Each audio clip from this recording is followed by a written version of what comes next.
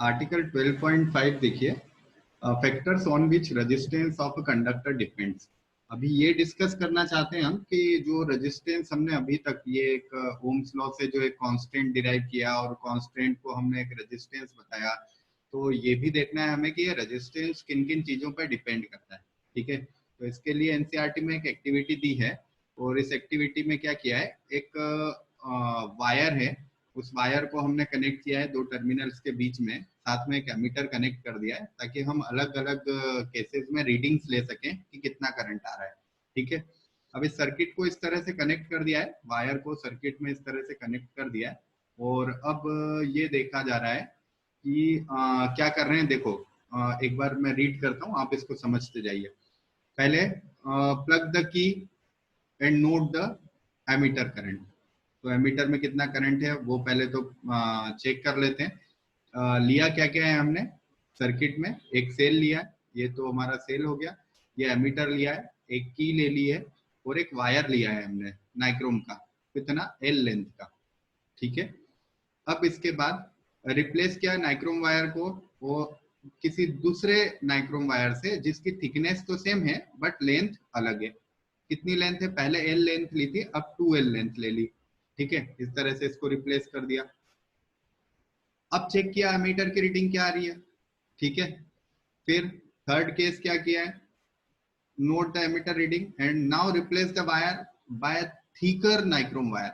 मतलब इस बार same length का लिया है, नाइक्रोम मटेरियल का ही लिया है, लेकिन क्या किया है, उससे जो पुराना वायर था उससे थिक वायर ले लिया। ठीक है, और फिर से एमीटर की रीडिंग चेक की। Then instead of taking a nichrome wire connect a copper wire. अब नाइक्रोम वायर हटा दिया और कॉपर वायर ले लिया।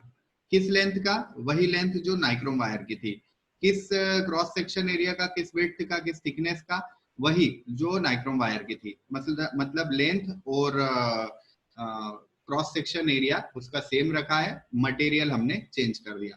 इस बार भी हमने एमीटर की रीडिंग लेकर देखी, तीनों ही केस में एमीटर की रीडिंग अलग अलग थी। बात समझ में आई? मैं यहाँ पर आपको एक्सप्लेन करता हूँ। ये हमने एक वायर लिया था जिसकी लेंथ थी, कितनी लेंथ ली, एल लेंथ ली हमने। ठीक है, और क्रॉस सेक्शन एरिया कितना लिया, क्रॉस सेक्शन एरिया ले लिया ए, और मटेरियल क्या लिया है, मटेरियल है इसका नाइक्रोम। ठीक है, नाइक्रोम मटेरियल लिया है। नाइक्रोम किन किन मेटल से मिलकर बनता है तो पता है ना, अभी लास्ट क्लास में, ये लास्ट लेक्चर में ही हमने डिस्कस किया है कि नाइक्रोम किस किस से मिलकर के बनता है। निकेल, क्रोमियम, मैग्नीज, और एक और मटेरियल था, मुझे आंसर में भेजिए, कमेंट करिए उसका, एक और मटेरियल कौन सा था। तो मटेरियल हमने नाइक्रोम लिया है, एल लेंथ ली है, ए क्रॉस सेक्शन एरिया लिया, और तब हमारा जो करंट था वो सपोज उसकी वैल्यू आई x एम्पियर। ठीक है, फिर दूसरी बार हमने क्या किया, ये जो नाइक्रोम का वायर था इसकी लेंथ हमने डबल कर दी, पहले जितनी लेंथ थी उससे डबल लेंथ कर दी। ठीक है, एरिया वही है और मटेरियल वही है, नाइक्रोम ही है। इस बार हमने देखा कि करंट की वैल्यू जो थी वो x नहीं आई है, कोई और वैल्यू आ गई, y एम्पियर आ गई। ठीक है, एंड थर्ड टाइम हमने क्या किया,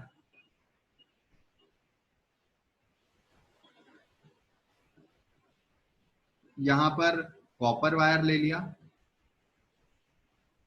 ठीक है, area of cross section A ही रखा, लेंथ जो है वो एल ही रखी, और फिर करंट की वैल्यू चेक करी तो हमारे पास आया जेड एम्पियर सपोज आया।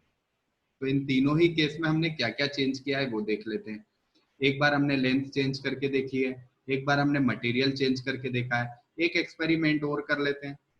ये जो वायर है इसका क्रॉस सेक्शन चेंज कर लेते हैं। मतलब ये पहले हमने ऐसा पतला वायर लिया था, अभी ऐसा मोटा वायर ले लेते हैं, मतलब 2A क्रॉस सेक्शन का, लेंथ तो L ही ली है और मटेरियल वही नाइक्रोम ले लिया, तो भी मटेरियल की जो करंट की रीडिंग थी वो चेंज हो गई।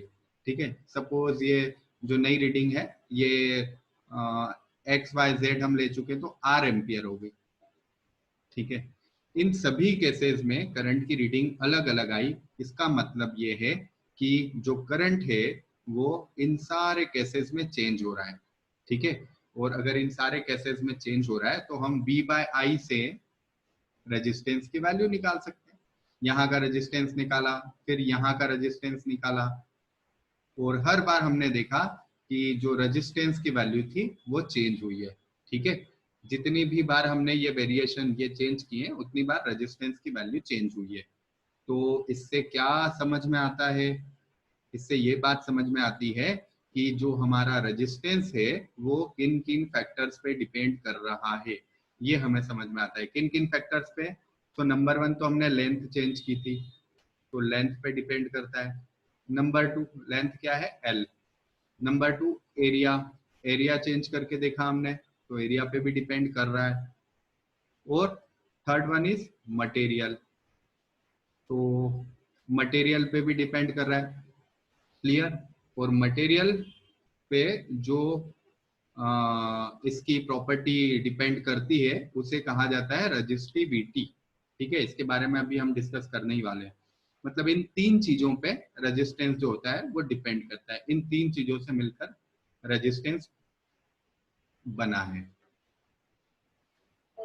आ गई बात समझ में? सो अब हम क्या करें, अब हम डिस्कस करते हैं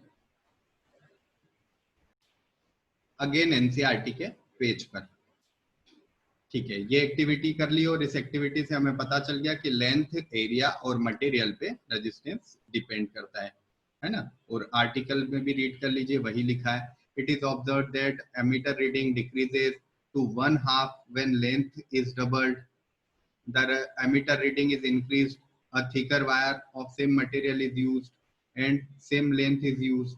A change in emitter reading is observed when wire of different material is used, ठीक है। इन सारे केसेस में एमीटर की रीडिंग चेंज हुई है, और एमीटर की रीडिंग चेंज होगी तो V बाय I का रेशो चेंज हो जाएगा, और V बाय I का रेशो क्या होता है? रेजिस्टेंस।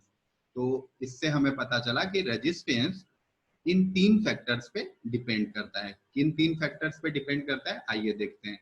ऑन इट्स लेंथ, किसकी लेंथ? कंडक्टर की। On area of cross section and nature of material, इन तीन चीजों पे रेजिस्टेंस डिपेंड करता है कंडक्टर का। So the precise measurement have shown that resistance of uniform metallic conductor is directly proportional to length। जब हमने लेंथ बढ़ाया और हमारे पास जो रीडिंग्स आई है उसमें रेजिस्टेंस ज्यादा आया है, तो resistance is directly proportional to L। Resistance is inversely proportional to cross section area और थिकनेस ऑफ वायर। तो प्रोपोर्शनलिटी का साइन जब भी हम हटाते हैं, मैंने आपको क्या बताया था? इक्वल आता है और साथ में कांस्टेंट आता है। तो यहाँ पर जो कांस्टेंट हम यूज कर रहे हैं वो है रो, RHO। ये भी एक ग्रीक अल्फाबेट है। तो where rho is a constant of proportionality and is called electrical resistivity of material of the conductor. जो कंडक्टर है उसकी ये रेजिस्टिविटी है। इस रेजिस्टिविटी की SI यूनिट क्या होगी? तो SI यूनिट होती है ओम इंटू मीटर, ठीक है। इसकी SI यूनिट क्या होती है? Ohm into metre. आप चाहें तो ये SI यूनिट बना सकते हैं। कैसे बनाएंगे? यहाँ मैं फॉर्मूला बताता हूँ आपको। रेजिस्टेंस का हमारा फॉर्मूला बना R is equal to rho into L upon A, ठीक है। अब रेजिस्टेंस की यूनिट क्या है? रेजिस्टेंस की यूनिट है ओम। रो की यूनिट हमें बनानी है। L की यूनिट क्या होती है? मीटर। और एरिया की यूनिट क्या होती है? Metre square. तो स्क्वायर से 1 मीटर कट हो जाएगा, और इस तरह से हमारी जो यूनिट बनेगी वो बनेगी ओम। 1 मीटर इधर बचा है तो वो इसके पास चला जाएगा, ओम इंटू मीटर। ये हमारी यूनिट बन गई रेजिस्टिविटी की। क्लियर है? चलिए वापस आर्टिकल पे आते हैं।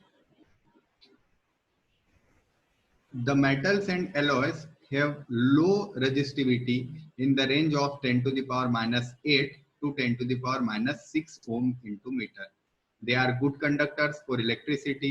Insulators like rubber and glass have resistivity of the order of 10 to the power 12 or 10 to the power 17 ohm into meter. That is why they are not a good conductor for the electricity. So both the resistance and resistivity of material vary with temperature. ये फिर से आप समझ लीजिए, resistivity temperature पे depend करती है। और क्योंकि रेजिस्टिविटी टेम्परेचर पे डिपेंड करती है तो रेजिस्टेंस भी डिपेंड करेगा, क्योंकि रेजिस्टेंस तो खुद रेजिस्टिविटी पे डिपेंड कर रहा है ना। ये देखिए रेजिस्टेंस जो है, रेजिस्टेंस किस किस पे डिपेंड कर रहा है, रेजिस्टिविटी पे, लेंथ पे और एरिया पे। तो अगर रेजिस्टिविटी टेम्परेचर की वजह से चेंज हो गई तो रेजिस्टेंस को भी चेंज होना पड़ेगा ना। सो table 12.2 that the resistivity of alloy is generally higher than that of its constituent metals.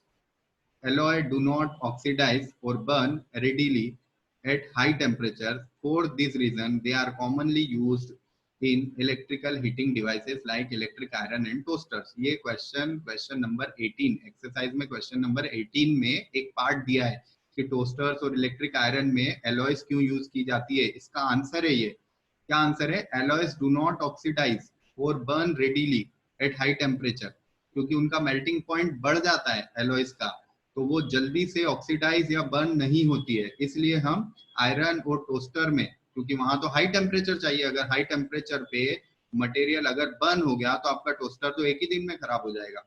इसलिए हम ऐसा मटेरियल बनाते हैं पहले जो हाई टेम्परेचर पे बर्न ना हो जाए, मेल्ट ना हो जाए। तो वैसा मटेरियल बनाने के लिए क्या करना पड़ता है, हमें कुछ मेटल्स को मिक्स करके और एलॉय बनाने पड़ते हैं। ठीक है, नाइक्रोम भी एक एलॉय है, टंगस्टन एक एलॉय है, कॉन्स्टेंटन एक एलॉय है, वो अभी हम आगे और देखेंगे कौन कौन से एलॉयज होते हैं। साथ ही tungsten is used almost exclusively for filament of electric bulb. Tungsten तो इतना अच्छा एलॉय बन जाता है, उसका मेल्टिंग पॉइंट इतना ज्यादा हो जाता है कि वो इलेक्ट्रिक बल्ब में यूज किया जाता है। whereas copper and aluminum are generally used for transmission line. ये जो नॉर्मल मेटल्स हैं कॉपर और एल्यूमिनियम, इनको इलेक्ट्रिकल ट्रांसमिशन लाइंस में यूज किया जाता है। ये भी क्वेश्चन दिया हुआ है एक्सरसाइज में। तो ये पूरा पैराग्राफ आपको एक्सरसाइज में आंसर बताएगा। ठीक है, आई बात समझ में। अब ये टेबल हम देख लेते हैं। इस टेबल में देखते हैं किसकी रजिस्टिविटी ज्यादा होती है, किसकी रजिस्टिविटी कम होती है। सो ये जो टेबल हमको मिली है इसके अंदर कंडक्टर्स, एलॉयज और इंसुलेटर्स दिए, और साथ ही साथ कौन कौन से मटेरियल कंडक्टर्स में आते हैं। ये बहुत ही इंपॉर्टेंट टेबल है, आपको हमेशा काम आएगी ये टेबल। आपको ये वैल्यूज याद रखने की जरूरत नहीं है, लेकिन आपको ये पता होना चाहिए कौन से कंडक्टर्स होते हैं, कौन से एलॉयज होते हैं, एलॉयज किन किन कंडक्टर से मिलके बनते हैं, और इंसुलेटर्स क्या होते हैं, मतलब कौन कौन से इनमें से इंसुलेटर्स हैं इलेक्ट्रिसिटी के लिए। और ये भी पता होना चाहिए सबसे अच्छा कंडक्टर कौन सा है, या सबसे खराब कंडक्टर कौन सा है, सबसे अच्छा इंसुलेटर कौन सा है, सबसे खराब इंसुलेटर कौन सा है।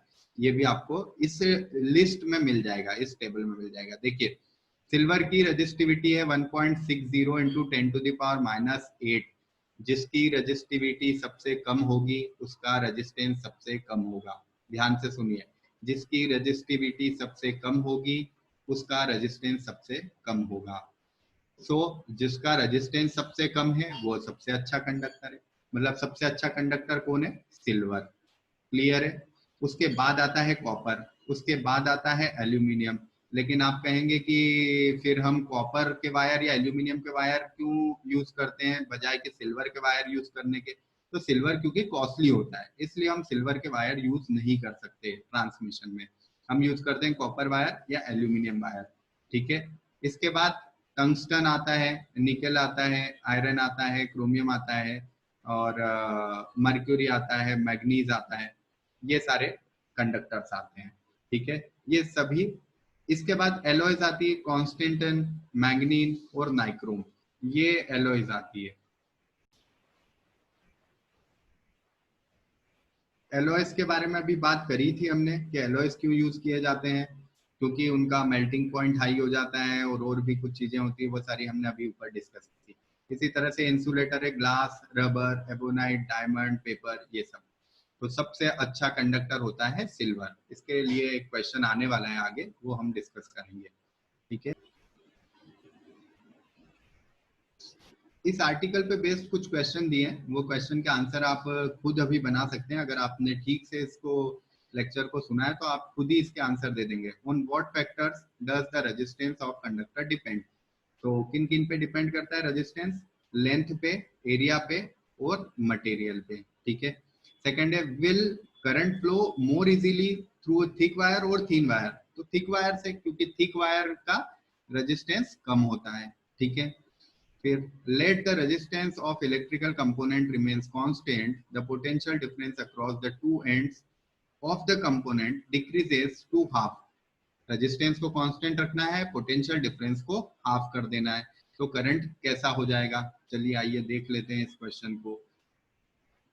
रेजिस्टेंस को सेम रखना है और पोटेंशियल को क्या करना है? हाफ कर देना है। फॉर्मूला क्या होता है? V is equal to I R, ठीक है। तो नया वाला पोटेंशियल V डैश कितना हो गया हमारा? हाफ हो गया। करंट तो हमें पता नहीं है, करंट के बारे में तो हम देखेंगे। नया करंट हमारा I डैश हो गया। रेजिस्टेंस कितना है? R ही है, तो नया फॉर्मूला बनाते हैं V dash is equal to I dash into R। अब V डैश कितना है? V/2 is equal to I dash R। Clear? So V equal to value कितनी थी? V इक्वल टू वैल्यू थी IR, तो IR अपॉन 2, ये हमने यहाँ वैल्यू रख दी है, इस इक्वेशन में वैल्यू रख रहे हैं हम। IR/2 is equal to I dash R, okay. R से R कट हो गया, देखो I डैश कितना बना? I डैश बन गया I/2। I क्या है? हमारा जो पुराना वाला करंट था वो I है, तो करंट कितना हो गया? I/2, ठीक है। सो यहाँ क्वेश्चन पूछा है what change will occur in current through it, तो करंट हाफ हो जाएगा। नेक्स्ट क्वेश्चन है why are coils of electric toaster and electric iron are made of alloy, इसके बारे में हम डिस्कशन कर चुके हैं, अभी हमने आर्टिकल में डिस्कशन किया है। नेक्स्ट दिया use the data in table 12.2 and answer the following. Iron and mercury कौन अच्छा कंडक्टर है? तो चलिए देखते हैं टेबल में कैसे देखेंगे। आयरन और मर्क्यूरी का कंपैरिजन करना है, तो टेबल में देख लेते हैं आयरन कहाँ है और मर्क्यूरी कहाँ है। देखिए आयरन की रेजिस्टिविटी कम है और मर्क्यूरी की रेजिस्टिविटी ज्यादा है। जिसकी रेजिस्टिविटी ज्यादा उसका रेजिस्टेंस ज्यादा, जिसका रेजिस्टेंस ज्यादा वो खराब कंडक्टर। तो अच्छा कंडक्टर कौन हुआ? आयरन। मर्क्यूरी खराब कंडक्टर है। Then which material is the best conductor, तो बेस्ट कंडक्टर अभी हमने देखा ही था, टेबल में सबसे ऊपर है सिल्वर, क्योंकि उसकी रेजिस्टिविटी सबसे कम होती है, ठीक है। इस लेक्चर में जितने भी न्यूमेरिकल प्रॉब्लम्स थी वो सारी सॉल्व प्रॉब्लम है, तो आपको अगर कोई भी प्रॉब्लम उसमें आ रही है, उन न्यूमेरिकल्स में आ रही है, तो आप मुझे कमेंट कर दीजिए, हम उनको 1 बाय 1 डिस्कस कर लेंगे।